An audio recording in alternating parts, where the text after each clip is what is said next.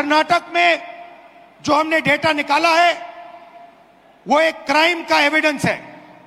ಕರ್ನಾಟಕ ರಾಜ್ಯದಲ್ಲಿ ನಾವು ತೆಗೆದಿರ್ತಕ್ಕಂತ ಮಾಹಿತಿ ಒಂದು ದೊಡ್ಡ ಕುತಂತ್ರದ ಸಾಕ್ಷಿಯ ಗುಡ್ಡ ಆಗಿ ನಿಂತಿದೆ।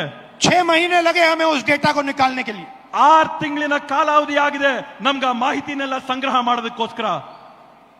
इतना बड़ा कागजों की पाइल थी।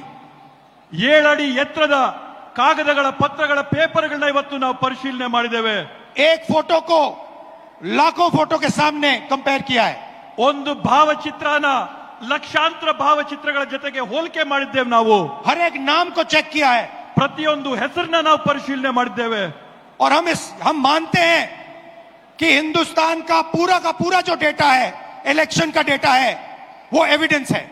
ಇವತ್ತು ನಾವು ಹೇಳ್ತೀವಿ ಭಾರತ ದೇಶದಲ್ಲಿ ನಡೆದಿರ್ತಕ್ಕಂಥ ಚುನಾವಣೆಗಳಲ್ಲಿ ಇರ್ತಕ್ಕಂಥ ಮತಪಟ್ಟಿಗಳು ಇದಕ್ಕೆ ಸಾಕ್ಷಿಯಾಗಿವೆ। ಪ್ರತಿಯೊಂದು ಈ ಮತಗಳ और अगर उसको किसी ने डिस्ट्रॉय किया तो वो एविडेंस को डिस्ट्रॉय कर रहा है।